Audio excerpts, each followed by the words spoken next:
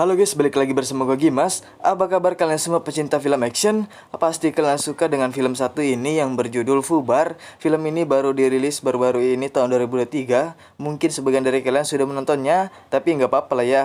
Gue bakal ngerangkum alur ceritanya. Jadi gue bakal ngebahas episode 1-3 dulu aja lah ya. Nanti bakal gue lanjut lagi. Oke lah, daripada banyak basa bakso, bagaimana keseru ceritanya?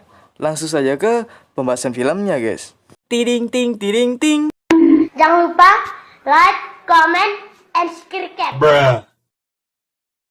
Film akan berfokus kepada anggota CIA yang bernama Luke yang sedang melakukan misi mencuri sebuah berlian di sebuah bank yang dibantu oleh rekannya yang bernama Barry. Cream is in the coffee. Setelah mendapatkan berlian itu, dia pun langsung memberikannya kepada ketua mafia untuk menukarkan berlian itu dengan sebuah titik koordinat. 1, human trafficker 0. Akan tetapi, dengan tidak sengaja mereka pun mengetahui berlian itu adalah hasil curian, sehingga membuat mereka semua curiga kepada Luke. Dengan desakan dari mereka, Luke pun harus mengaku bahwa dia adalah anggota CIA yang dengan entengnya dia mengatakan bahwa tujuan dia ke sana hanya untuk mengambil titik koordinat, lalu menghabisi mereka semua lalu pergi. To get the coordinates, kill all of you, and then to leave. Ternyata itu adalah misi terakhir yang dilakukan oleh Luke sebelum pensiun, yang akhirnya dia pun pergi ke rumah mantan istri tercintanya yang bernama Tali untuk merayakan pensiunannya. You scared me. Dia pun bertemu dengan anak perempuannya yang bernama Emma dengan pacarnya yang bernama Carter, yang pada saat itu Luke merasa aneh ketika Emma mengalami sakit di bagian bahunya. Yeah, it's fine. Belum saja merasakan leganya dunia pensiunan, Luke pun kembali dihubungi oleh CIA untuk melakukan tugas lagi, yang mana tugas ini adalah untuk menyelidiki seseorang yang bernama Boro, yaitu anak dari orang yang Luke bunuh di masa lalu yang pernah dia rawat, yang akhirnya sekarang dia sukses menciptakan sebuah nuklir yang dikabarkan dapat meratakan satu kota dalam sekejap. Esokan harinya, dia pun langsung pergi ke tempat kediamannya Boro, yang dimana di sana dia sangat disambut baik oleh Boro. Pada saat itulah ketika Boro mengajak Luke untuk melihat sebuah tarung bebas yang diadakan di sana untuk sebuah hiburan, yang betapa kaget dan shocknya Luke ketika melihat anaknya Emma sedang bertarung di sana. Disitulah akhirnya terungkap kebohongan mereka dengan pekerjaannya masing-masing, yang ternyata ayah dan anak ini adalah anggota CIA yang bekerja di kantor yang sama, akan tetapi identitas mereka dirahasiakan supaya mereka tidak saling tahu. That's it and that's all. Pada malam harinya mereka pun bertemu dan membunuh dua orang anak buahnya Boro, yang ketika paginya akhirnya mereka pun ketahuan, yang dimana di situ Boro sangat marah kepada mereka, yang akhirnya mereka pun harus pergi dari sana dengan diam-diam. Akan tetapi sebelum mereka pergi, mereka pun menyempatkan dulu untuk mengambil koper milik Boro yang berisi bom nuklir. Tetapi ketika mereka sudah sampai di lapangan udara, ternyata helikopternya pun belum datang untuk menjemput mereka, yang akhirnya mereka pun harus dikepung oleh pasukan Boro.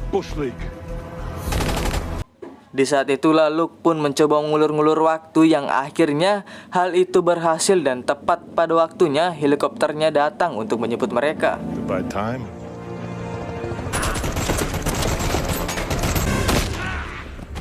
Singkat cerita, ketika di kantor CIA, Luke dan Emma pun dipaksa untuk bekerja sama, yang karena memang mereka saling marahan akibat momen tadi, yang pada akhirnya mereka pun terpaksa untuk bekerja sama. Right. Okay. Sure. Keesokan harinya mereka pun diberikan misi, yaitu mengagalkan rencana pencurian nuklir di sebuah kereta yang dilakukan oleh anak buahnya Boro, yang tentu saja atas suruhannya Boro. Wheels up at 9 Singkat cerita, mereka pun memulai misinya. Luke dan Emma berada di lapangan, sementara itu Barry dan Tina memberikan informasi kepada mereka, dan Aldon dan Rue berada di kendali kereta jarak jauh.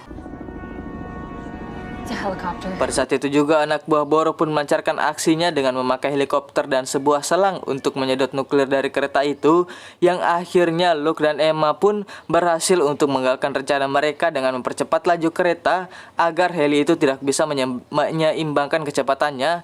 Tetapi masalahnya adalah kereta pun menjadi tidak terkendali dan susah untuk diberhentikan. Blowing up like Donnie's Chino. Mereka pun mempunyai ide untuk memanaskan medan magnet kereta itu dengan menggunakan selang nuklir itu, yang ternyata hal itu pun berhasil untuk memberhentikan kereta itu.